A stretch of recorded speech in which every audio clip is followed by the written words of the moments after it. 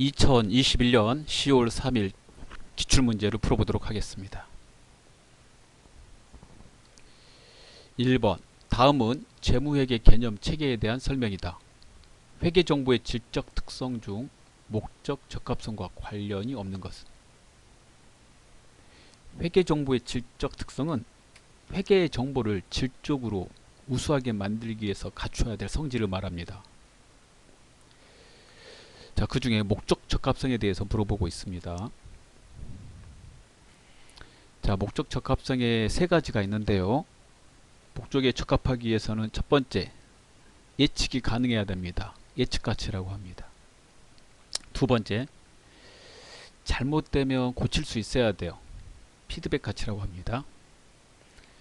그 다음에 세 번째, 적시에 제공이 돼야 됩니다. 적시성이라고 합니다.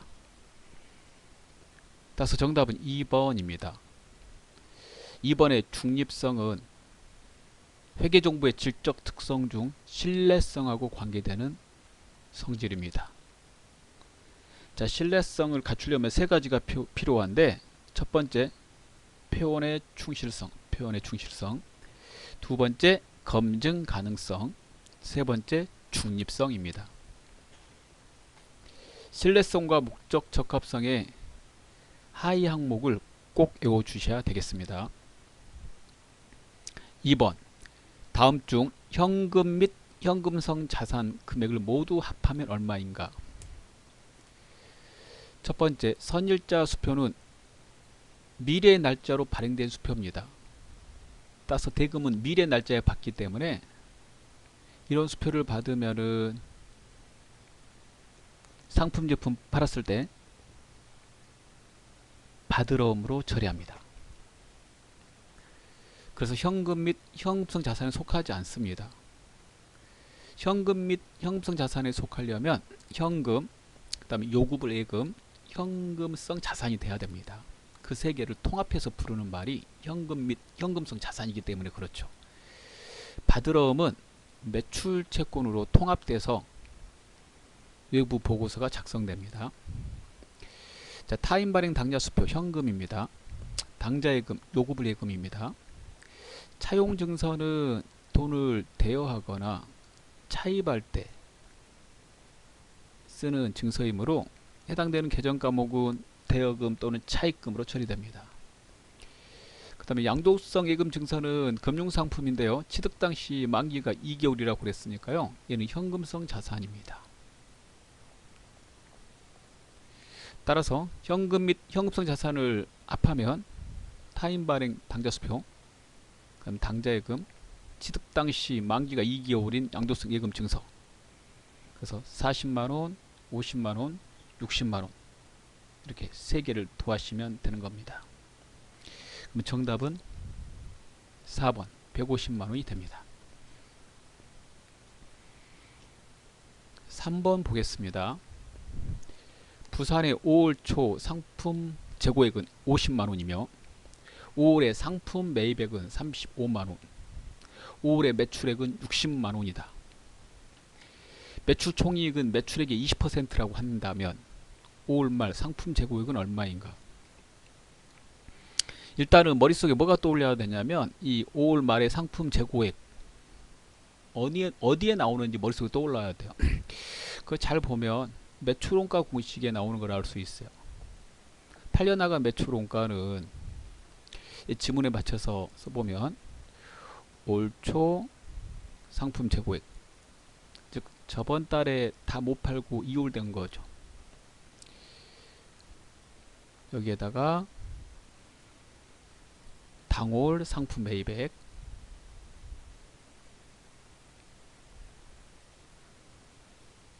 여기에 우리가 구하고자 하는 올말 상품 재고액, 얘를 빼면 팔려나간 매출원가가 나오게 되는 거죠. 매출원가는 팔려나간 원가를 말하는 거고요. 그 매출원가는 저번 달에 팔지 못한 거에다가 이번 달에 사온 거 이거 더하고요. 이거 가지고 이제 장사를 한 거죠. 그런데 이 중에 팔지 못한 거 있다면 올 말까지 그걸 이제 빼면 팔려나간 거라고 할 수 있습니다. 얘를 지금 구하라고 그런 거잖아요. 그리고 여기 잠깐 보시면 매출 총이익이 나오고 매출액이 나왔는데요. 매출 총이익은 매출액이 20%라고 그랬으니까 60만원에 20% 6이 12 하면 12만원이 나와요. 그러면 한 가지 외우셔야 될 게 있죠. 매출액에서 매출 원가를 빼면 얘가 뭐가 되냐면 매출 총이익이 됩니다. 이거 외워놔야 되죠. 그러면 여기서 매출 원가가 얼마인지 알 수 있게 돼요. 매출 원가가 얼마인지 알 수 있게 되면 여기다 매출 원가 대입하고 주어진 데이터 이렇게 두 개를 더 대입하면 얘가 나오게 되는 거죠. 매출액은 60이라고 그랬고 매출 총이익은 12만원이라고 그랬으니까 매출 원가는 매출액에다가 매출 총이익을 빼면 되는 거잖아요. 이렇게요. 이렇게 당기고 이렇게 오는 거니까. 그래서 60에서 12만원을 빼게 되면 매출 원가는 48만원이라는 걸 알게 됩니다. 매출 원가는 48만원. 그럼 여기다 48만원 쓰고 그 다음에 올초 상품 재고액 50, 당월 상품 매입액 35만원. 그러면 올말 상품 재고액은 계산해 보시면 37만원이 나오는 걸 알 수가 있습니다. 따라서 3번의 정답은 2번이 되겠습니다. 그 다음에 4번 결산 마감 시 당기분 감가상각 누계액으로 400만원을 계상하였다. 계상이라는 말은 계산해서 회계장부에다 썼다는 말입니다. 재무제표에 미치는 영향을 바르게 설명한 것은 저 감가상각 회계 처리해 보면 차변의 감가상각비 400 대변의 감가상각 누계액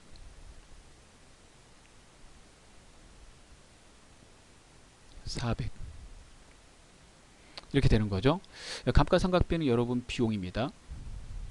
비용의 발생 차변이죠. 감가상각 누계액은 자산에서 빼는 거니까요. 자산이죠. 자산의 감소.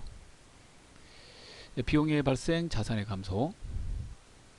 비용이 발생되면 여러분, 비용이 발생되면 이익이 줄어들죠. 이익의 감소가 되고. 자, 이익은 자본에다 더하는 건데 이익이 줄어들었으니까 자본도 감소됩니다. 자본의 감소. 따라서 재무제표에 미치는 영향은 자산이 400만원어치 감소되고 그 다음에 비용이 400만원어치 발생되니까 이익이 400만원어치 감소되고 자본도 400만원어치 감소된다 라고 그래야 됩니다. 바르게 설명한 걸 골라라 그랬으니까 1번이 돼요. 자본이 400만원어치 감소한다. 자산 감소한다. 이익도 감소한다. 부채는 나오지도 않습니다. 따라서 정답은 1번이 되겠습니다. 다음 5번을 보도록 하겠습니다. 무형자산의 인식 및 최초 측정에 대한 설명으로 가장 틀린 것은 1번 무형자산을 최초로 인식할 때는 원가로 측정한다. 그렇습니다. 2번 다른 종류의 무형자산이나 다른 자산과의 교환으로 무형자산을 취득하는 경우에는 무형자산의 원가를 교환으로 제공한 자산의 공정가치로 측정한다. 그렇습니다. 서로 다른 자산 간의 교환은 이종자산 간의 교환은 서로 다른 자산 교환했을 때 당사가 취득한 자산은 당사가 제공한 자산의 공정가치로 한다라고 되어 있습니다. 그다음에 3번 무형자산을 창출하기 위한 내부 프로젝트를 연구단계와 개발단계로 구분할 수 없는 경우에는 그 프로젝트에서 발생한 지출은 모두 연구단계에서 발생한 것으로 본다. 이렇게 되어 있습니다. 정답은 3번입니다. 연구단계에서 발생하는 거는 이제 전부 다 비용 처리합니다, 여러분. 근데 개발단계에서 발생한 거는 그게 미래 경제적 효益의 유익 가능성이 증가할 때 그때 자산 처리하는 거죠. 이게 연구인지 개발인지 구분이 불가능하다 그러면은 모두 비용 처리하는 연구 단계에서 발생한 것으로 보는 게 합리적이기 때문에 연구 단계에서 발생한 것으로 본다라고 되어 있습니다.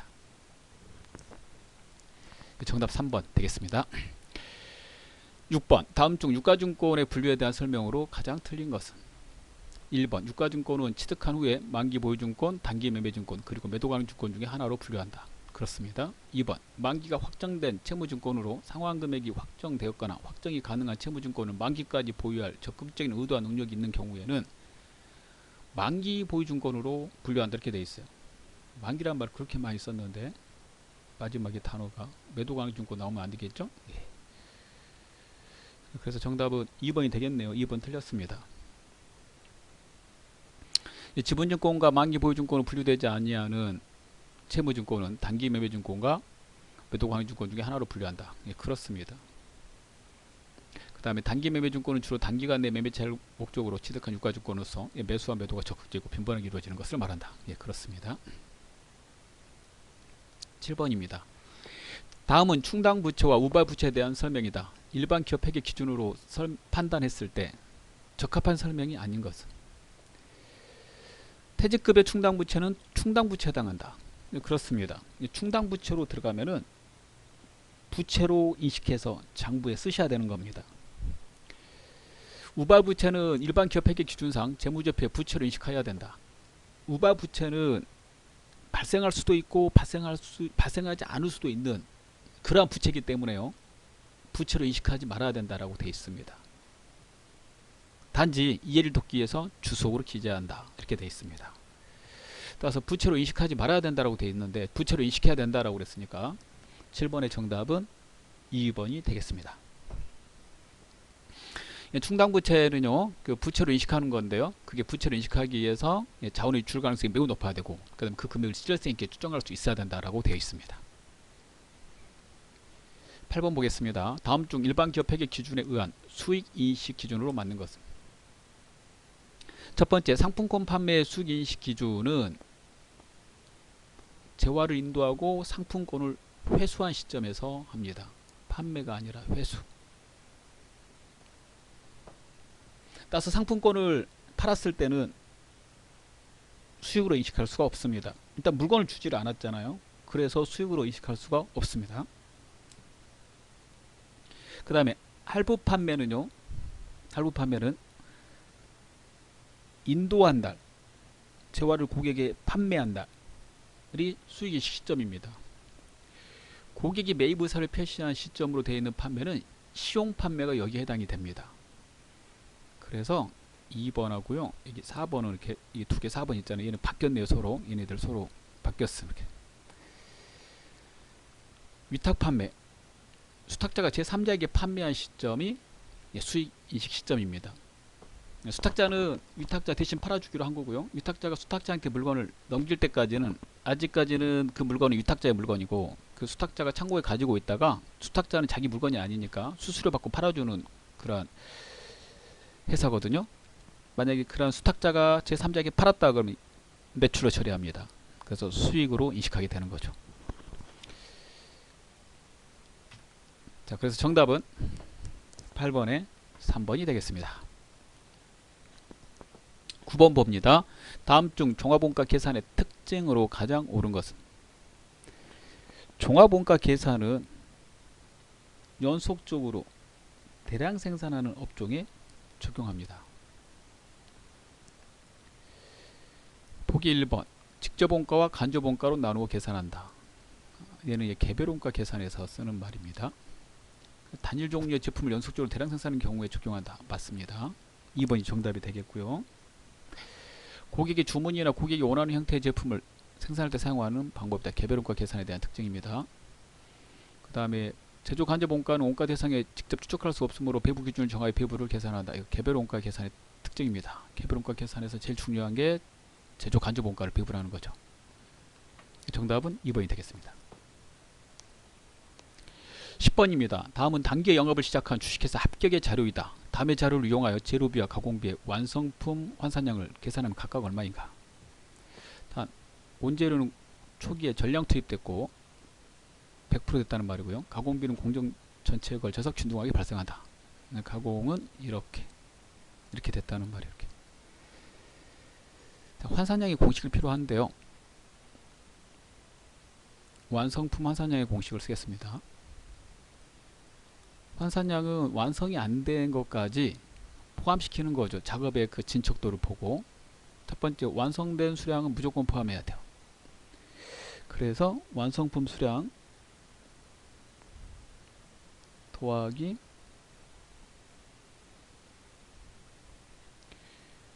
완성이 안 된 것까지 포함시켜야 되니까요. 기말에 완성이 안 된 기말의 제공품 환산량, 완성이 안 된 그 수량을 작업에 진척한 완성도만큼 계산한 수량을 말하죠. 이게 완성품 환산량이 돼요. 자, 재료비하고 가공비를 각각 나눠서 계산하라고 그랬으니까 첫 번째 재료비부터 해보면 완성품 수량은 300개잖아요. 더하기 완성이 안 된 건 200개인데 재료는 100% 투입됐다고 그랬으니까 100% 합니다. 그 다음에 가공비는요, 100% 가공이 안 된 거거든요. 300개 더하기 200 곱하기 50% 이렇게. 따라서 각각 계산하면 재료비 쪽은 500개, 가공비 쪽은 내가 50%니까 100개니까 400개가 되겠죠. 따라서 10번의 정답은 4번이 됩니다. 단기 영업을 시작했으니까 작년 건 없어요. 이게 전기계 없다고요. 전기계 없으면 여러분 완성품 환산량 구할 때 평균법이니 선입선출법이니 그런 거 말하지 않아도 결과값이 똑같습니다. 평균법하고 선입선출법의 차이는 전기 거 더하느냐 안 더하느냐 그런 차이거든요. 11번 보겠습니다. 다음은 원가의 행태에 대한 그래프이다. 그래서 행태는 변화의 정도를 말합니다. 변동비와 관계 있는 도표로 알맞게 짝지어진 것은, 변동비는 많이 생산하면 많이 쓰고 생산 안 하면 안 쓰고, 그래서 변한다고 그래서 변동비죠. 예. 그래서 4번 첫 번째 태공. 하나 만드는데 들어간 거는 똑같고요. 아예 안 만들면 0이 들어가는 거예요. 그래서 단위당 원가는 똑같다, 일정하다 이렇게. 그래서 11번에 가다 2번이 됩니다. 나하고라는 요 고정비하고 관계되는 그래프가 되겠습니다.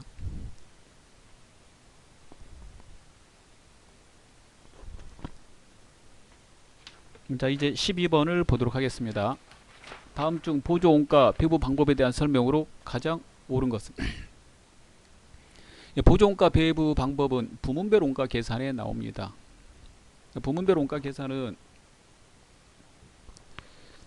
우리가 제조 간접 원가 낭비가 심한 거에 대해서 그걸 갖다가 확인하고 좀 더 정확하게 배부하기 위해서 하는 원가 계산이죠. 그 원가 계산에 보면 해당되는 그 부문을 제조 부문과 보조 부문을 나누고, 그 보조 부분에서 제조 부분으로 이렇게 배부가 되는데, 그때 배부하는 방법에 단계, 상호, 직접이 나옵니다. 모든 거 다 고려해서 계산하는 거는 상호입니다. 용역수수로 완전히 인식하는 거죠. 보조 부분 간에. 보조 부분 간에 아예 계산을 안 하는 거, 무시하는 거는 직접입니다. 단계는 일정 부분까지 하는 거예요. 절충이라고 그럽니다. 따라서 맞게 설명한 걸 골라라 그랬습니다. 가장 옳은 거. 첫 번째 단계 배부법은 다 안 하고 일정한 순서를 정해놓고 거기까지만 하는 거예요. 일정한 순서를 정해놓고 순서와 상관없이 이거 틀린 말입니다. 2번에 상호 배부법은 보조 부분 간의 용역수수 관계를 모두 고려하는 거예요. 맞는 말입니다. 직접 배분법은 고려하지 않아요. 그래서 정확한 계산이 안 돼요. 계산은 그래서 간단하죠. 3번은 상호 배부법에 대한 설명을 쓰고 있으니까 틀렸어요. 이거. 4번 단계 배부법은 각 보조 부분에서 발생한 원가를 제조 부분에 직접 배부하는 방법이다. 이거는 직접 배부법에 대한 설명입니다. 예. 그래서 4번도 틀렸습니다. 13번 우리나라 부가가치세 특징과 관련이 없는 것은, 자, 우리나라 부가세는 국세, 간접세, 일반 소비세, 소비지구 과세 원칙, 전단계 세액 공제법, 그런 특징들을 가지고 있죠. 일반 소비세입니다. 일반 소비세는 모든 소비하는 물건에 과세한다는 뜻입니다. 개별 소비세는 개별적으로 정한 물건에만 과세하는 거예요. 정답은 13번에 3번이 되겠습니다.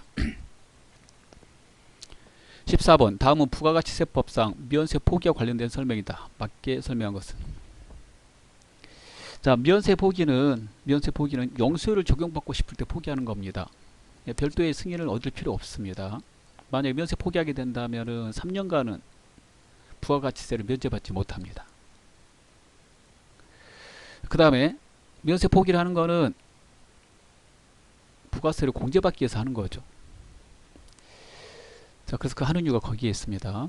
첫 번째, 승인을 받을 필요 없고, 두 번째, 3년간 면제받지 못한 거 맞고, 세 번째, 모든 재화 용역에 대해서 포기하는 게 아니라 영세율이 적용되는 거, 수출과 관계되는 것만 해주는 거고요. 미연세 포기했으니까 매입세 공제가 가능하게 되겠죠. 불가능하다 틀렸습니다. 14번의 정답은 2번입니다. 15번입니다. 다음은 주식회사 한국의 과세자료이다. 부가가치세 과세표준은 얼마인가? 과세표준은 과세할 금액을 말합니다. 같은 말로 공급가액이죠. 여기에다가 부가세 국내 공급 시 10%, 그 다음에 국외로 공급할 때 0% 이렇게 과세하죠. 이거 물어보고 있네요. 외상으로 판매한 거 과세합니다. 대표이사 개인적으로 사용한 그 제품은 간주 공급으로 보고 과세합니다. 그럴 때 시가로 과세해요. 이걸로. 그 다음에 승용차 매각한 거 당연히 과세하죠. 화재로 인해서 소실된 제품은 과세하지 않습니다. 소실됐으니까. 200, 12만원, 10만원 이렇게 계산하시면 222만원이 됩니다. 정답은 3번입니다. 자, 이로운 시험 다 풀었습니다. 수고했습니다. 실무시험 문제 풀어보도록 하겠습니다. 주식회사 동진상사는 스포츠 의류를 제조하여 판매하는 중소기업이며 단기 회계기간은 1월 1일부터 12월 31일이다. 전산 세무회계 수업용 프로그램을 이용하여 다음 물음에 답하시오. 1번 다음은 기초정보관리 및 정기분 재무제표에 대한 자료이다. 각각의 요구사항에 대하여 답하시오. 1번 다음 자료를 보고 거래처 등록 메뉴에 등록하시오. 자, 이 내용 주식회사 세무전자이므로 자, 프로그램 실행하시고 기초정보관리에 거래처 등록을 클릭합니다.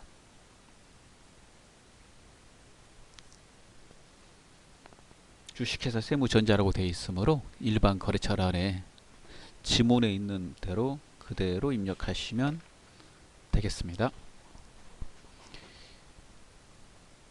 자, 먼저 하단에 거래처 코드를 입력하고요.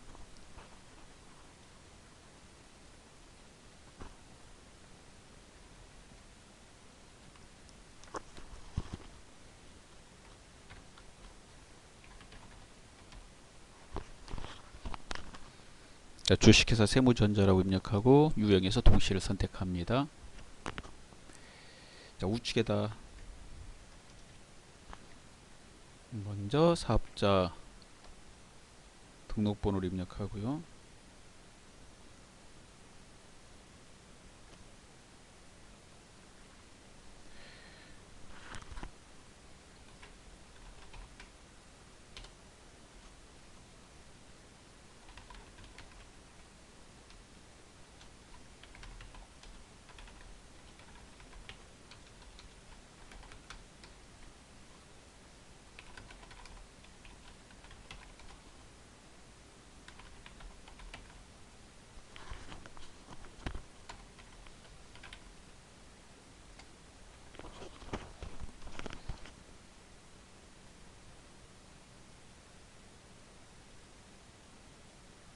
자, 그대로 입력하시면 되거든요.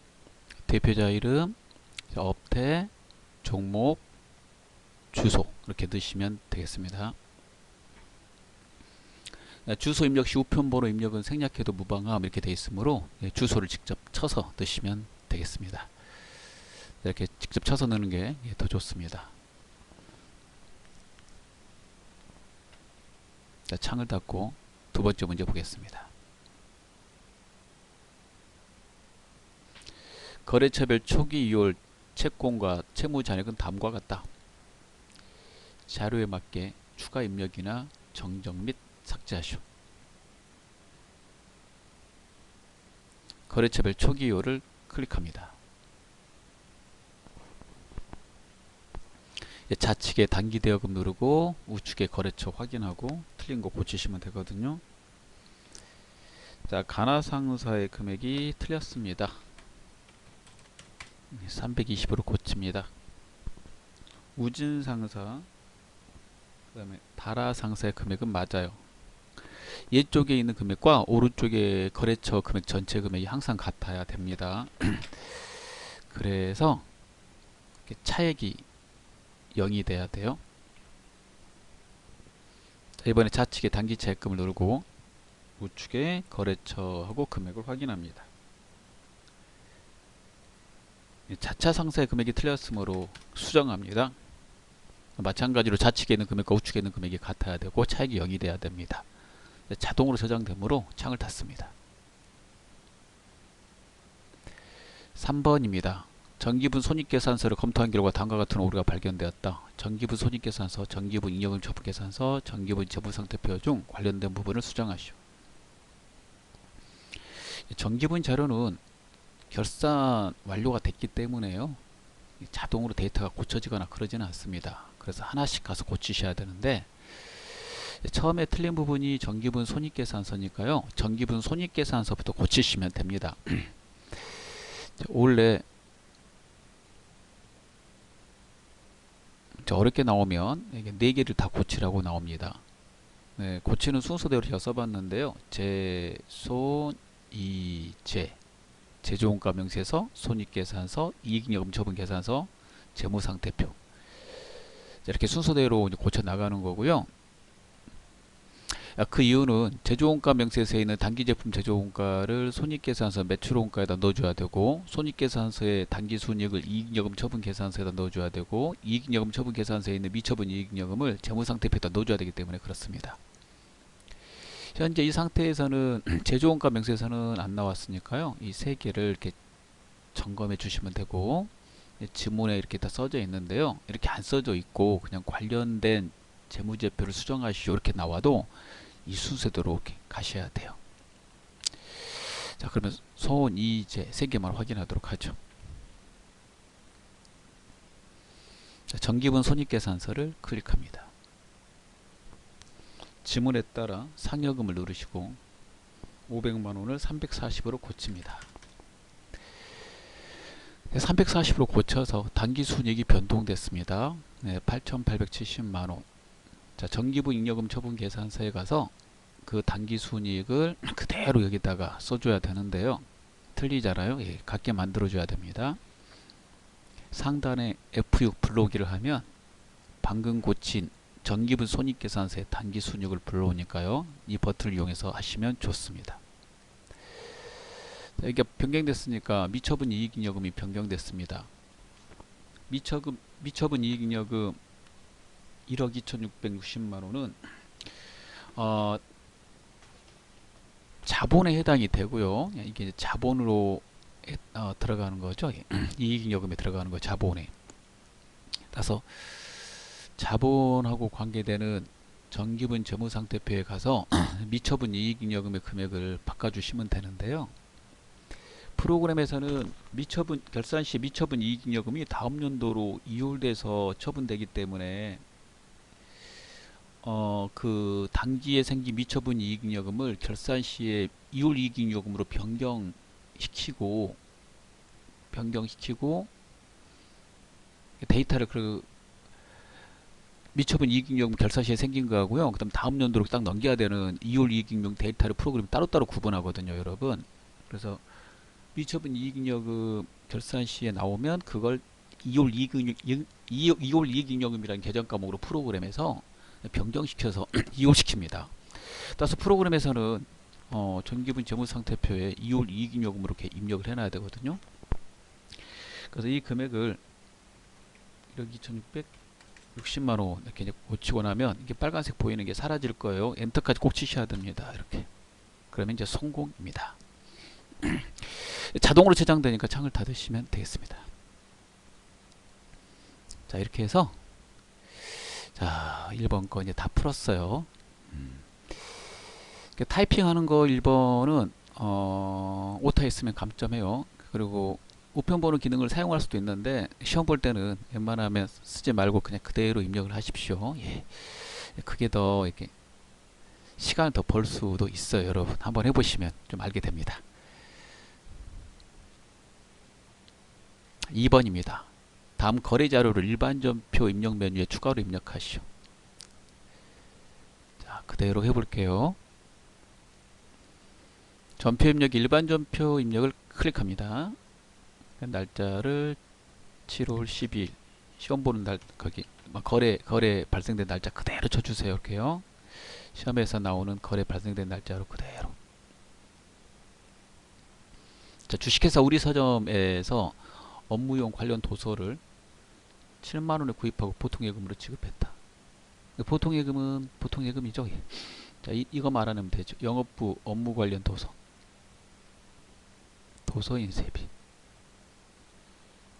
판관비 이렇게 좀 써놓으시고 문제 풀면서 이렇게 쭉 써놓으시고 하면 더 좋아요. 이게 차변이 되겠죠. 예, 대변에 이렇게 보통예금 비용의 발생이 차변이니까. 그래서 차변에 도서인쇄비, 판관비 7만원 넣고요. 대변에 보통예금 7만원 넣으시면 되겠습니다. 두 번째 7월 28일입니다. 자, 입력하시고 그대로 주식회사 해운에 대한 외상매출금 470만원과 외상매입금 580만원을 상계 처리하기로 하고, 상계 처리한다는 말은 같은 금액을 서로 없앤다는 말이에요. 자, 같은 금액 서로 없애고 나면 외상매입금이 더 많아서 그 차액이 110만원 남게 되는데, 그 외상매입금은 당사의 당좌수표를 발행해서 지급해야 돼요. 예. 자, 그러면 둘을 서로 없애야 되니까 외상매출금 없애려면 대변으로 가야 되겠죠. 자산의 감소니까 이렇게요. 외상매입금은 차변으로 가야 되고 부채의 감소. 당좌수표 발행하면 당좌액 이렇게 되는 거죠. 자, 금액은 이렇게 580, 470 이렇게 직접 이렇게 쓰시면 더 이해하시는데 좋아요. 110 이렇게 쓰시면서 공부하십시오. 채권 채무의 거래처를 넣어야 돼요. 그래서 외상매입금과 외상매출금의 거래처를 각각 입력하셔야 됩니다. 이렇게요. 지문 한번 볼까요? 그 입력 시유사항은 미리 시험 볼 때 알고 가셔야 되는데, 채권 채무하고 관련된 거에 대해서는 거래처 번호까지 해서 입력해 주셔야 되고요. 그 다음에 재고자산의 타기정 대체가 있는데 그것도 꼭 입력하셔야 돼요. 나머지 적용은 입력 안 하셔도 돼요. 예. 예, 타기정 대체 거래 적용번호 8번 이렇게 미리 외워놓으시면 좋습니다. 그 다음에 공장 쪽에서 쓴 거는 제조경비로 500번대, 그 다음에 판매비와 관리비는 800번대로, 그래서 아까 이거 도서인쇄비 800번대 이렇게 한 거예요. 예. 그리고 계정 과목은 프로그램에 있는 것 중에서 가장 적절한 걸로 이렇게 미리 알아두셔야 되겠습니다. 자, 그러면 자, 입력을 해볼게요.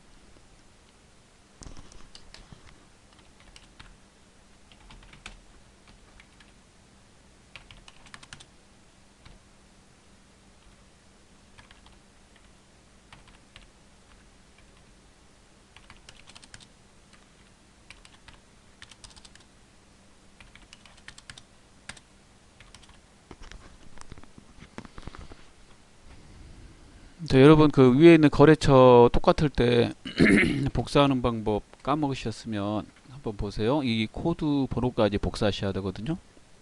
이렇게 플러스 오른쪽 키패드에 있는 플러스 누르고 엔터를 치시면 이렇게 코드까지 카피됩니다. 그 다음에 7월 31일입니다. 지난 3월 단기 시세 차익을 목적으로 취득하였던 주식회사 한국의 주식 2000주, 한 주당 액면가 5,000원인데 예, 만원 주고 샀습니다. 예. 단기 매매증권 취득 시 실제 구입한 예, 공정가치로 처리해야 됩니다. 그래서 만원에 산 거예요. 예. 자, 이걸 2,000주 샀으니까 2천만 원이 되겠죠. 2천만 원짜리를 2,400에 처분했대요. 400만 원 더 벌었죠. 단기 시세 차익 목적으로 산 주식은 단기 매매증권 이렇게 써놓으시고, 보통예금 통장으로 받은 건 보통예금이고 400만 원 더 받은 거 있잖아요. 이렇게 400만 원 이렇게 두 개 비교해 보시면 여기 400만 원 더 받은 거는 그 차익 단기 매매 증권 팔았으니까 처분익 이렇게 수익이니까 대변에 쓰셔야 돼요. 자, 그러면 이렇게 단기 매매증권 판 거는 대변에 단기 매매증권 좀 빨리 쓸게요. 받은 거는 보통예금 자산의 증가, 그 다음에 대변에 단기 매매증권 이렇게 처분익 수익의 발생 대변 이렇게 쓰는 거죠. 그럼 금액 써보면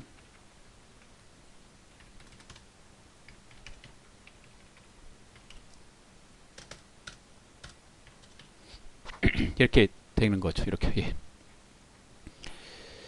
자, 그 다음에 4번 보겠습니다. 자, 8월 1일입니다.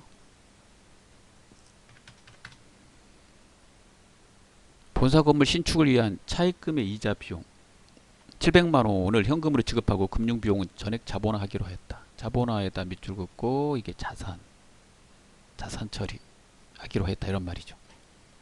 이 건물의 착공일은 2020년 1월 13일이며 완공일은 2022년 11월 30일이다.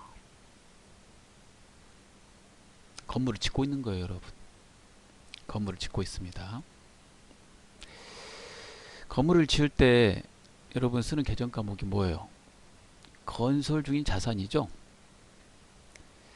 그럼 건설 중인 자산 자산이잖아요. 건물을 지을 때 혹시 대출 받아서 이렇게 차입금이라는 말 이제 대출을 말하는데요. 대출 받아서 짓고 있을 때 그 대출금의 이자가 발생되면 이자까지 주고 짓는 거예요. 예. 따라서 그 이자 비용은 자본화하기로 되어 있습니다. 그래서 그 이자 비용을 이제 차입 원가라고 그러는데요.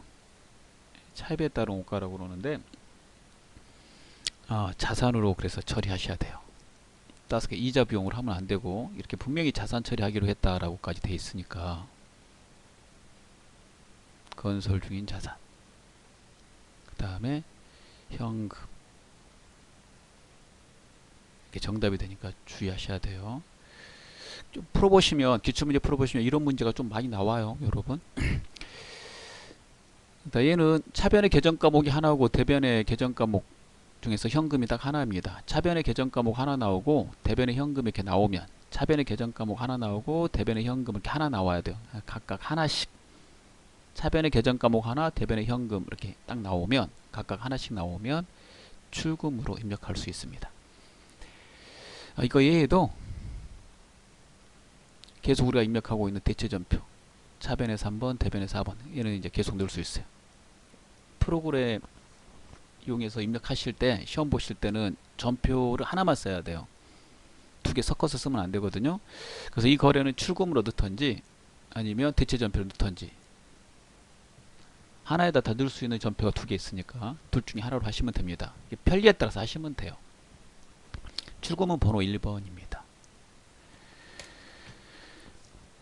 저는 이제 1번으로 넣어볼게요. 출금으로 넣으시면 여러분 현금 입력 안 하셔도 돼요. 현금 입력 안 해도 자동으로 들어가요. 현금은 이렇게 자동으로 들어간 걸 볼 수 있습니다. 물론 차변 대변으로 넣으셔도 되고요.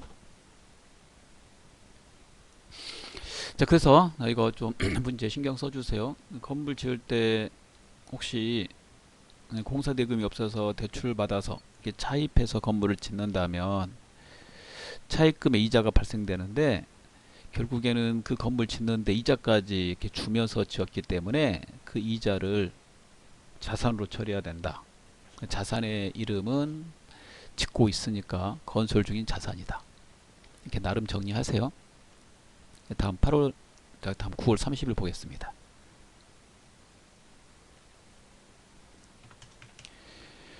제2기 예정 부가가치세 신고를 위해 부가세 대급금 800만원과 부가세의 수금 1130만원을 상계 처리하고 관련 회계 처리를 하시오.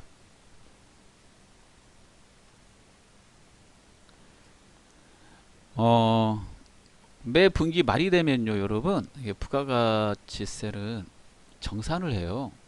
그래서 이제 법인이다 보니까 우리가 매 분기 말에 정산하는데, 3월 31일, 6월 30일, 9월 30일, 그 다음에 12월 30일 이렇게 4번 정산하고 다음 달 25일까지 신고서 제출하고 납부합니다.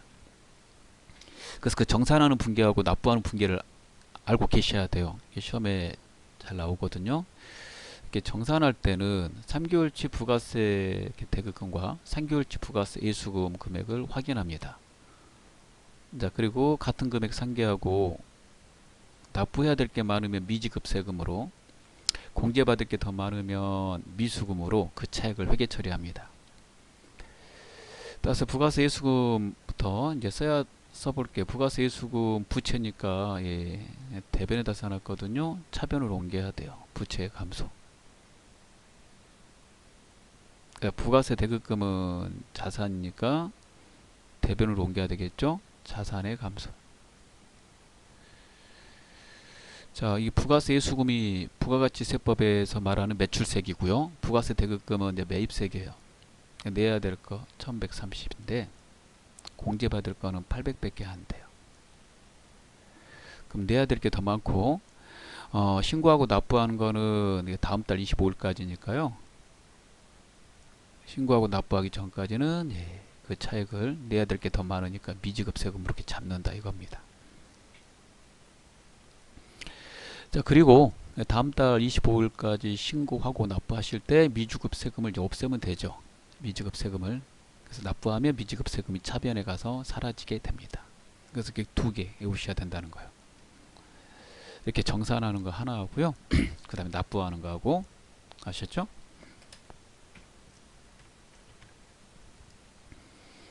자, 그럼 입력을 해볼게요.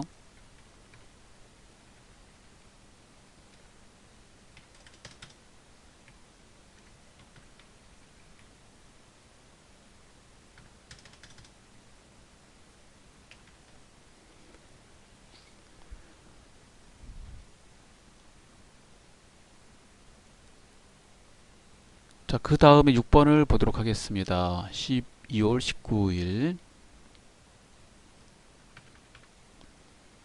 제품 생산에 필요한 원재료를 매입하기 위해서 주식회사 우리공장과 계약을 체결하고 계약금 200만원을 보통예금에서 지급하였다. 어떤 물건을 사기 위해서 이제 계약금을 주면 차변에 선급금이라고 씁니다. 우리가 이제 계약금을 이제 줬다는 거는 여러분 물건을 받을 권리가 생겼기 때문에 그래요. 그 권리는 채권이므로 거래처를 넣어주셔야 돼요. 그리고 대변에는 보통예금. 여기 채권이 아니니까 거래처 일명 안 하셔도 되죠. 그러니까 채권과 채무 계정과 목은 외워놓으셔야 돼요. 5번에 여기 잠깐 보시면 이게 미지급 세금이라고 아까 말씀드렸잖아요. 걔가 이제 채무거든요. 채무인데 여기 거래처 입력은 생략하고 이렇게 나오면 입력 안 하셔도 되고, 그 다음에 거래처가 제시 안 되면 채권 채무일지라도 거래처를 입력할 수가 없겠죠. 네, 그럴 때는 입력을 하지 않으셔도 됩니다. 네, 그 예는 다 입력하셔야 돼요. 3번 다음 거래 자료를 매입 매출 전표 입력 메뉴에 입력하시오. 자, 그러면 전표로 바꿀게요. 매입 매출 전표 입력을 클릭합니다. 자, 그리고 여기 유의사항 한번 읽어보시고 유의사항에 일반 전표 입력과 차이점이 있다면 이거 전자세금계산서 및 전자계산은 전자로 이렇게 입력한다. 그러면 차이점이 있습니다. 자, 7월 21일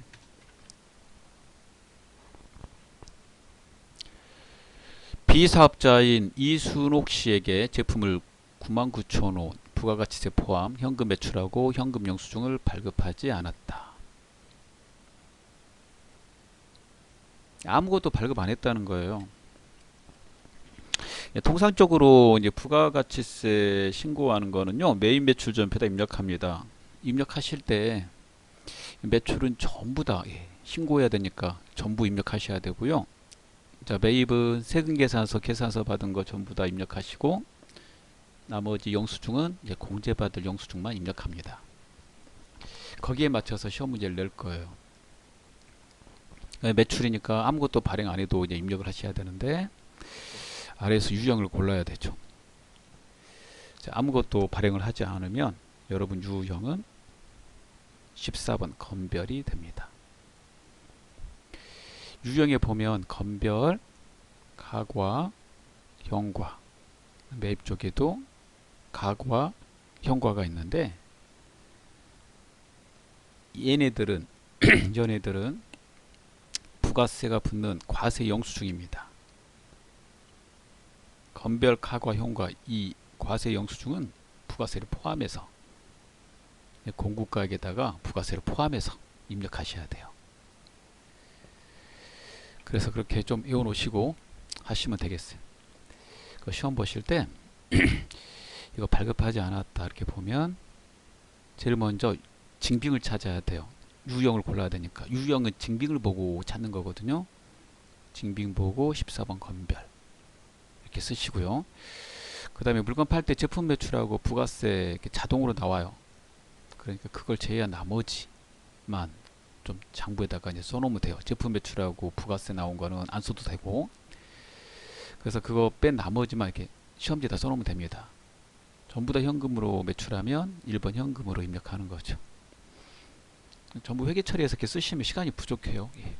물론 쓸 수도 있겠지만, 그래서 이런 식으로 입력해 볼게요.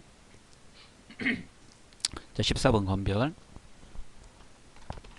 제품 넣고 부가세 포함해서 넣습니다. 이렇게요. 그러면 공급가액과 부가세가 알아서 계산돼서 나오죠.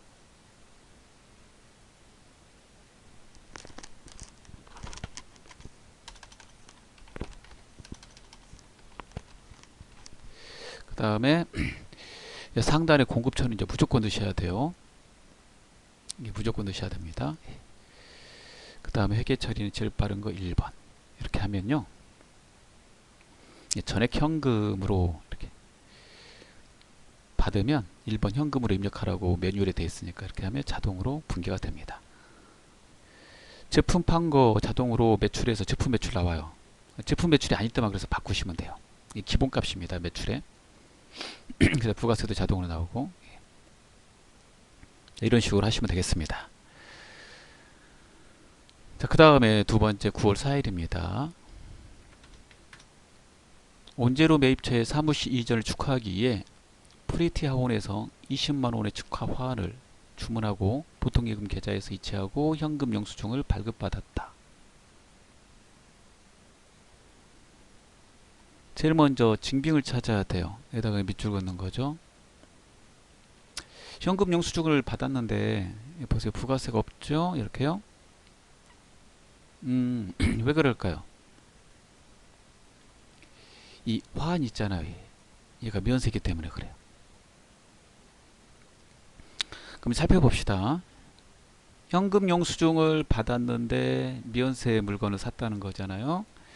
그러면 이 현금 영수증에다가 밑줄 긋고 징빙을 보고 유형을 골라야 되거든요. 매입 쪽으로 가서 이거 선택하시면 돼요. 얘가 현금 영수증을 받았는데 면세 물건 살 때 주의하셔야 될 게 있어요. 현금 영수증을 받지 않고 카드 전표 받았다 그러면 이거 58번 가면 써야 되고요. 같은 면세 물건이어도 만약에 같은 면세 물건인데 계산서 받았다 그럼 53번 면세를 쓰셔야 됩니다. 자, 그래서 우리는 62번 현면 이렇게 두고 그 다음에 축하 화환의 계정 과목 이름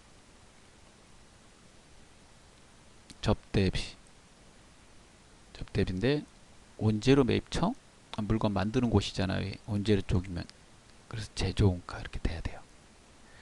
그 다음에 보통예금. 뭐 회계 처리하실 때 여러분 분계에 1번 현금 2번 외상 3번 혼합, 4번 카드 이렇게 있습니다. 이럴 때 전액 현금 지급하면 1번, 전액 외상 매입금을 하고 싶으면 2번, 그러지 않으면 3번. 4번의 카드는 카드 전표 나와야 되고, 그 다음에 회계 처리를 매입 시에는 미지급금, 매출 시에는 미수금을 하고 싶을 때, 그럴 때 4번 카드 씁니다. 따라서 이 거래는 보통예금 통장을 통해서 이체했으니까 3번 혼합이 되겠죠. 이렇게 3번 혼합 이렇게 써놓으시면 돼요. 그럼 입력해 보겠습니다.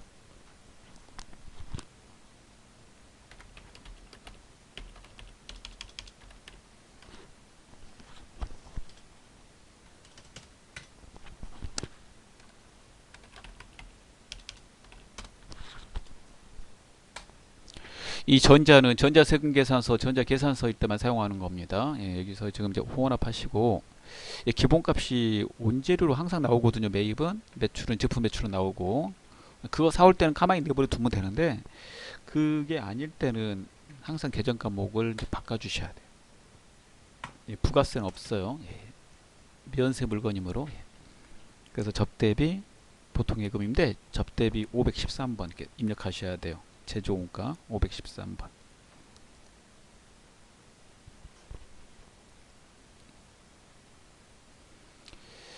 다음 거 보도록 하겠습니다. 9월 15일입니다.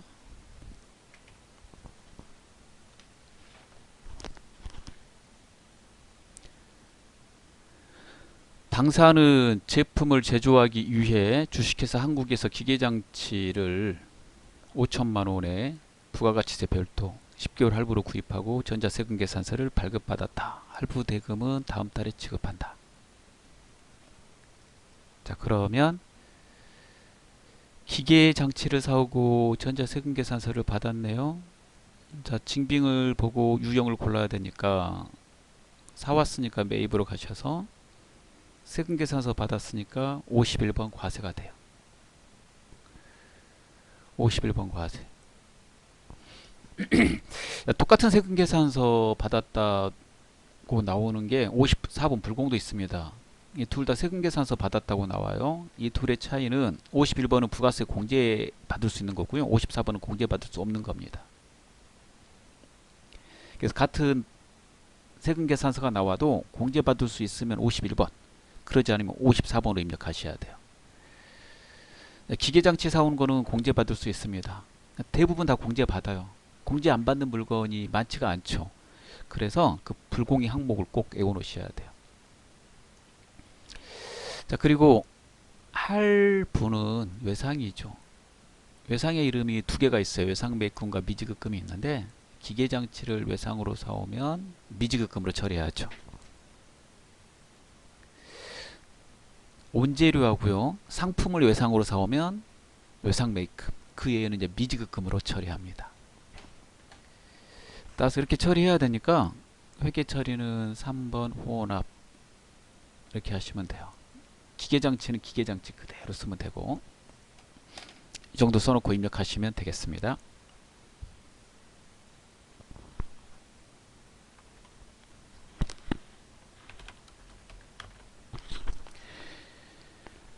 자, 넣어볼게요. 5천만원 넣으면 500 자동으로 나오고,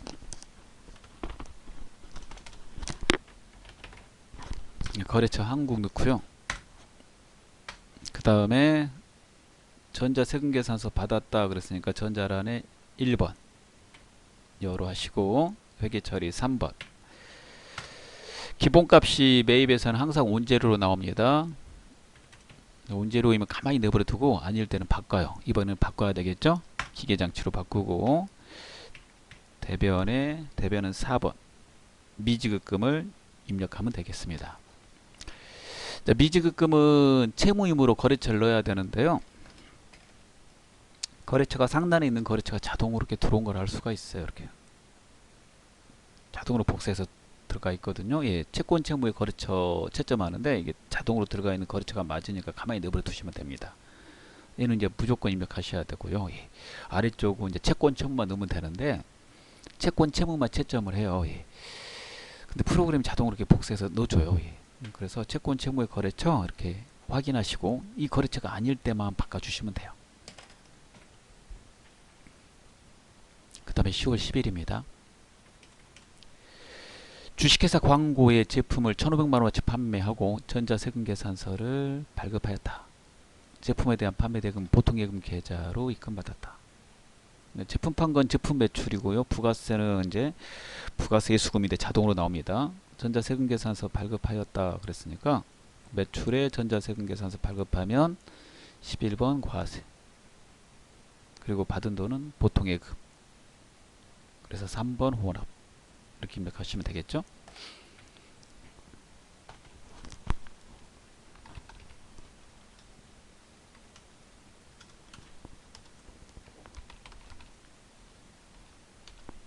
전자라는 여 하시고 그 다음에 분계 혼합 보시면 자동으로 나온 거 맞아요. 이제 매출은 자동으로 제품 매출 나오거든요. 차변에 받은 거 보통예금, 차변은 3번 입력해 주시면 됩니다. 그리고 엔터 치시면 되죠.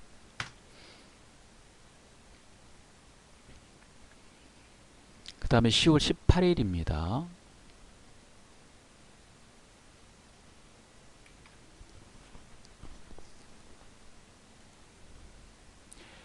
업무용 비품으로 사용하던 냉장고 취득원가 280, 처분시 감가상각누계액 160만원짜리를 주식회사 미래현금 110만원 부가가치세 포함 받아 처분하고 전자세금계산서를 발급하였다. 냉장고 계정과목 비품이고요. 비품은 유형자산입니다. 유형자산 처분에 대한 회계 처리를 할 수 있어야지 이 문제를 풀 수 있습니다. 일단 세금계산서 발급하고 냉장고 처분한 거는요, 매출에서 11번 과세 이렇게 하면 되죠.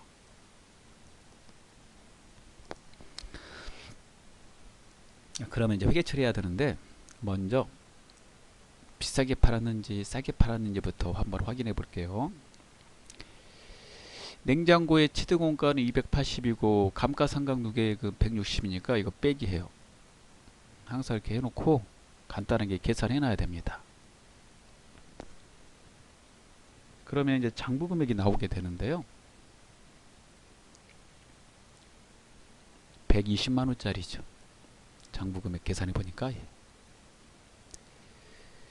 120만원짜리를 부가세 포함해서 110만원 받고 팔았어요. 부가세는 회사 거 아니죠? 회사는 100만원만 가져가는 거예요. 따라서 100만원하고 120을 비교해요. 이렇게 100만원하고 120을 20만원 손해보고 팔았어요. 그 20만원의 이름 유형자산 처분 손실, 얘를 맨 마지막에 입력해 주세요. 맨 마지막에 입력하면서 20만원이 딱 맞아 떨어져야 됩니다.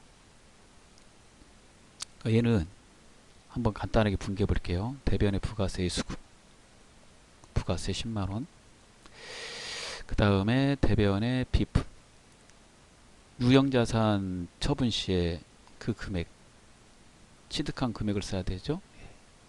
이거 별표, 취득원가 써주시고, 그 차변에 그 감가상각누계액 없애야 돼요.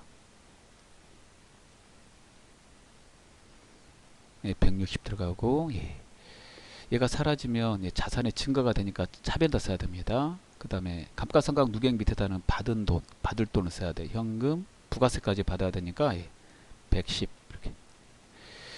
그러면 유형자산 처분손실 차변에 20만원 딱 맞아 떨어지게 됩니다. 자, 이 분계는 따라서 3번 혼합이죠.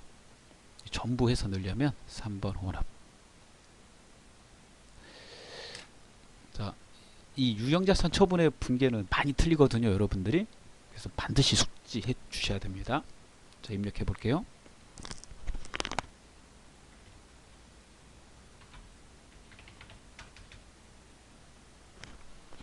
자, 공급가액 쓰실 때 100만원만 넣어야 돼요. 부가세가 포함되어 있으니까.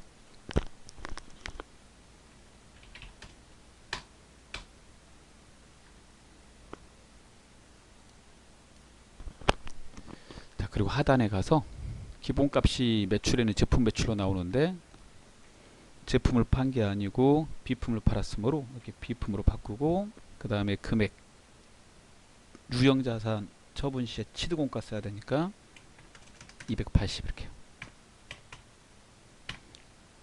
그 다음에 감가상각 누계액은 비품 거 고르시고,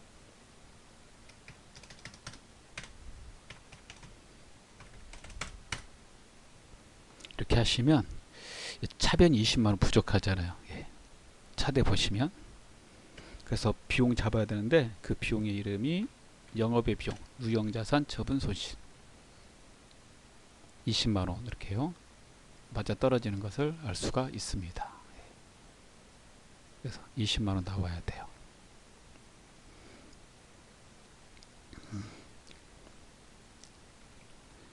이런 식으로. 예.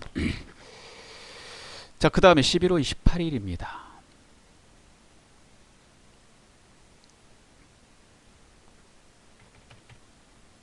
본사 신축을 위해 구입하는 토지 취득에 대한 법률 자문 및 등기 대행 용역을 주식회사 국민개발로부터 제공받았다. 용역에 대한 수수료 300만원을 현금으로 지급하고 전자세금계산서를 받았다. 자, 전자세금계산서 받으면 매입에서 여러분 이렇게 51번, 54번 이렇게 두 개 중에 하나 골라야 되는데 54번은 공제 안 받을 때 사용하는 거예요.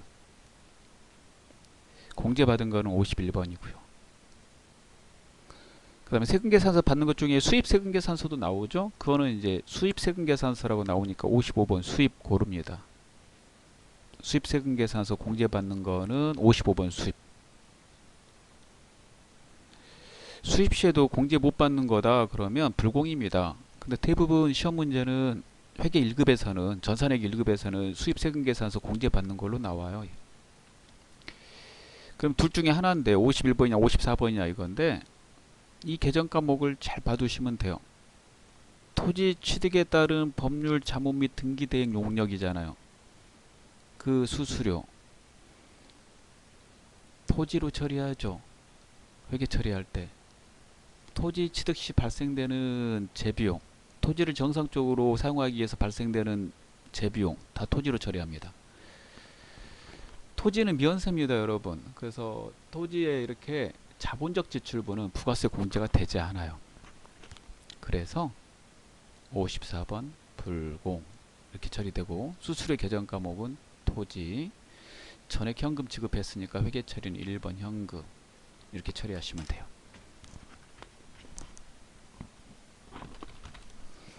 자, 입력해 볼게요. 30만원 자동으로 나오고, 국민개발 전자에 1번. 자, 54번 불공하면 중간에 불공 사유 골라야 되는데요. 토지 거 있어요. 이렇게 불공 이렇게 화면에 나오니까요. 불공이 긴지 아닌지 확실하게 여러분이 확인하면서 문제 풀 수 있는 게요. 확인하면서 문제 풀 수 있게 됩니다. 이런 경우에 54번 불공으로 넣으시면 돼요. 이렇게 하고 1번 현금하고, 기본값이 매입은 무조건 이렇게 원재로 나오니까 얘만 바꿔주시면 되는데요. 토지로 변경하면 되겠습니다. 대변의 현금은 자동으로 들어갔네요. 다음 문제 보겠습니다. 4번 일반 전표 입력 및 매입 매출 전표 입력 메뉴에 입력된 내용 중 다음과 같은 오류가 발견되었다. 입력된 내용을 확인하여 정정하시오. 거래 내용에 부가세 나오면 매입 매출 전표 입력에서 고치시고요. 자, 그러지 않으면 일반 전표 입력에서 고치시면 됩니다.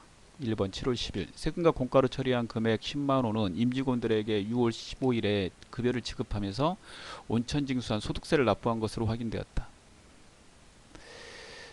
자, 얘는 일반 전표 입력에서 수정하면 됩니다. 자, 부가세 거래가 아니므로 7월 10일을 치시고, 그 다음에 이 개정 과목 잘못됐죠. 세금과 공과. 임직원들에게 급여를 지급하면서 온천징수한 소득세는 예수금입니다. 이거 급여 지급할 때 미리 받아서 가지고 있다가 납부하는 거죠. 그래서 국가나 기관에 납부하기 위해서 미리 받아둔 돈의 예수금. 이건 납부했다 그러면 얘가 이제 사라져야 되니까 차변으로 가야 되거든요. 근데 세금과 공과로 되어 있으니까 틀린 거예요. 얘를 예수금으로 바꿔주시면 됩니다. 이렇게요. 세금과 공과는 회사가 부담하는 세금과 공과금일 때 사용합니다. 급여지급 시 때는 소득세는 회사가 부담하는 게 아니라 직원들이 그 부담하는 거고요. 직원의 소득에 대한 세금이니까 회사는 대신 받아서 가지고 있다가 납부만 하는 거죠. 두 번째 거 보겠습니다. 9월 27일 본사 업무에 사용하는 개별 소비세 과세 대상 자동차 2500cc에 대해 주식회사 가제트 수리에서 수리하면서 55만원 부가가치세 포함 현금으로 결제하고 전자세금 계산서를 발급받았다. 이거 부가세 공제 안 되는 거죠. 개소세가 붙는 자동차는 부가세 공제 안 돼요. 그래서 이 말 나오거나 또는 이 말이 안 나오면 CC가 나오게 되는데 다 나왔네요. CC는 1000cc 미만은 공제되고요. 개소세가 1000cc 초과부터 부과되니까 1000cc도 외워놓으셔야 돼요. 근데 매입세 공제 대상으로 했대요. 공제 안 되는데 그럼 바꾸면 되죠. 매입 매출 전표에 입력에 가서요. 매입 매출 전표 입력을 누르시고 9월 27일 입력합니다. 과세라고 되어 있는데요. 불공으로 바꿀 거예요. 한 가지 알아두셔야 될 게 유형을 바꾸면 밑에 계정 과목이 기본값으로 돌아와요. 즉 차량 유지비가 사라지게 돼요. 기본값 매입이니까 원재료로 바뀌거든요. 미리 조금 이렇게 바꾸기 전에 유형 바꾸려면 미리 이렇게 시험지에다 써놔야 돼요. 혹시 이 계정 과목 가져다 써야 될 수 있으니까. 수리비는 차량 유지비가 맞아요. 그러니까 미리 알아놔요. 물론 여기서 유추할 수도 있는데 시간이 오래 걸리잖아요. 그러려면. 그러면 처리하겠습니다. 54번 불공 이렇게 하고요. 불공의 사유를 골라주죠. 승용차 고르시고 그 다음에 기본값으로 돌아온 거 보이시죠? 부가세 공제 안 되니까 부가세 포함해서 그 지출된 거 비용 처리해야 되는데 자동차 수리는 차량 유지비로 처리해요. 이렇게 처리하시면 되겠습니다. 다음 결산 보겠습니다. 이제 결산은 이제 수동과 자동이 있는데요. 자동 결산 분계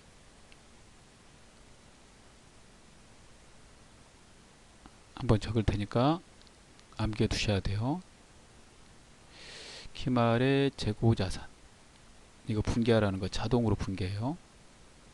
데이터 입력만 해주면 됩니다. 두 번째 대손 충당금 설정하라는 거. 세 번째 퇴직급여 충당부채 설정하라는 거. 네 번째 유형자산 무형자산 감가상각하라는 거. 다섯 번째 법인세 비용. 법인세 이 5개 암기합니다. 이 5개 데이터 입력만 하면 분계는 우리가 안 해도 돼요. 자동으로 분계하죠. 그래서 프로그램 개발사에서 자동 결산 분계라고 합니다. 이 5개가 아닌 건 우리가 직접 분계하셔야 돼요. 예, 수동 결산 분계라고 그러는데 수동 결산 분계하고 자동 결산 분계가 동시에 문제 나올 때 수동 결산 분계를 먼저 하시고 그 다음에 자동 결산 분계를 그 다음에 하셔야 돼요. 프로그램의 특성입니다. 그럼 문제 푸실 때 옆에다 써놔야 돼요. 자, 1번 소모품 이거 수동이죠. 2번 법인세 자동 이런 식으로 3번 감가상각 자동. 수동을 먼저 풀어야 되니까 1번부터 푸는 겁니다. 날짜는 결산 정리사항이니까 12월 31일에다 입력하는 거고요. 일반 전표에다 입력하셔야 되겠죠. 자, 일반 전표 입력을 누르고 12월 31일을 칩니다. 구입 당시 자산으로 계상한 공장 소모품 단가 5만원 20개 중 기말 현재 6개가 재고로 남아있대요. 사용분에 대해서 비용 처리할 것. 구입할 때 전부 다 자산으로 처리했대요. 소모품의 자산의 이름은 소모품입니다. 그러면 썼으면 결산 시까지는 비용 처리해야 되겠죠? 그러면은 소모품의 비용의 이름은 소모품비입니다. 공장이라고 되어 있잖아요. 예, 그러면 제조원가로 처리하셔야 되고. 그러면 쓴 만큼을 계산해야 되는데 20개 사왔고 6개가 남아있대요. 그러면 14개를 썼네요. 14개. 하나에 얼마짜리? 5만원짜리. 그러면 이 쓴 만큼은 70만원어치 쓴 게 돼요.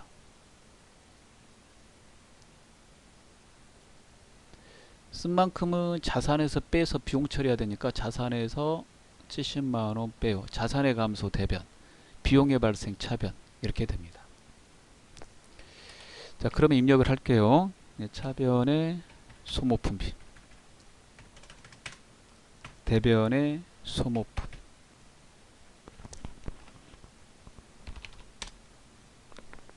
이렇게 소모품 써주면 되겠습니다. 자, 차변의 소모품비, 대변의 소모품 이렇게 넣어주시면 됩니다. 예. 자, 이제 자동으로 한번 해보도록 하겠습니다. 자동은 결산, 재무제표에 있는 결산자료 입력을 눌러서 처리합니다. 여기다가 데이터만 입력하면 자동으로 분계를 해요. 그래서 자동 결산 분계라고 합니다. 기간에다가 1월부터 12월을 입력합니다. 법인세는요, 이 메뉴의 맨 하단에다가 입력합니다. 아래쪽까지 쭉 내려가요. 이렇게. 이 자리가 법인세 자리예요. 예. 단 법인세 중간에 인합세액은 조회하여 입력할 거 이렇게 되어 있는데요. 자동으로 조회가 되어 있어요. 법인세 중간에 미리 내면 선납세금으로 처리하거든요. 100만원 조회된 거 보입니다. 옆에다 100만원을 넣어줘요. 우리가 입력하는 자리는 여러분 항상 결산 반영 금액란에다 입력해 주셔야 돼요. 나머지는 다음 연도에 신고하면서 납부합니다. 법인세 신고는 12월 31일 결산 법인은 3월에 하거든요. 전체 법인세는 결산 시에 계산하죠. 700만원에서 100만원 납부했으니까 나머지 추가로 낼 거는 600만원이 되겠고 그 600만원을 추가 계상액에다가 넣어줍니다. 그래서 두 개 합치면 700이 돼요. 자, 이런 식으로 처리해 주시면 돼요. 자, 그 다음은 감가상각인데요. 기계장치 감가상각 하라고 되어 있고요. 문제를 읽어보니까 고정자산 등록 메뉴에다 등록을 하고 그 감가상각비 반영하라고 되어 있습니다. 이게 이제 실무에서 쓰는 방법인데요. 시험 볼 때는 시간 관계상 써주는 경우가 많아요. 근데 이번에는 안 써주고 감가상각비를 등록을 하면 자동으로 계산되거든요. 그걸 가져다가 이제 입력하라고 나온 거예요. 그러면 등록하러 가야 됩니다. 자, 프로그램에서 고정자산 등록을 누릅니다. 자, 등록을 해볼게요. 지문에 맞춰서. 예. 기계장치를 고르고요. 여기 그 다음에 자산코드 101번 자산명 기계장치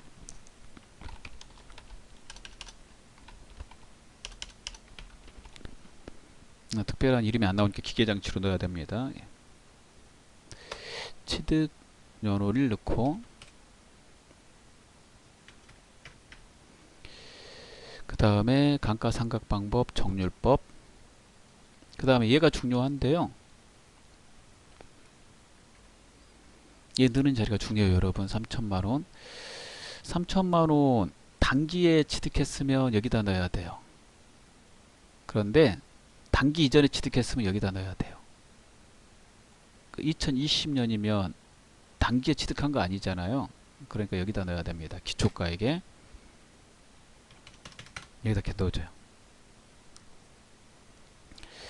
그리고 이제 나머지 그대로 감가상각 누계액 정기말 900만원 넣어주시고 그 다음에 경비 구분 제조는 밑으로 가셔가지고요. 여기 보시면 14번 나오죠. 이렇게 제조로. 그 다음에 내용연수 5년은 이 자리에다가 5를 쳐서 넣어줘요. 예.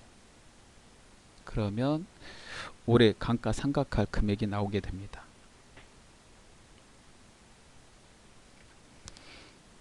예. 상각 범위액이 나오죠. 947만 1,000원. 회사가 그대로 할 거니까 947만 1,000원 이렇게 그대로 쓰는 거예요. 그래서 그대로 상각 범위액을 감가상각비로 반영하시오 그랬으니까 상각 범위액 947만 1,000원을 감가상각비 처리하겠습니다. 이거 보고 넣으시면 돼요. 프로그램에 어디다 넣으면 되냐면 이 기계가 어디에 쓰는지 잘 보면 제조 쪽에 쓰고 있잖아요. 그러니까 제조 쪽에다 넣어야 돼요.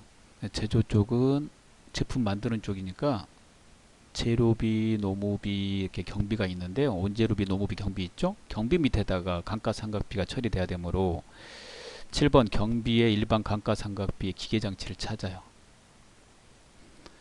찾아서 방금 나온 금액 947만 1,000원을 결산 반영 금액란에다가 입력해 줍니다. 947만 1,000원을 상각 범위액에 있는 그리고 창을 닫고요.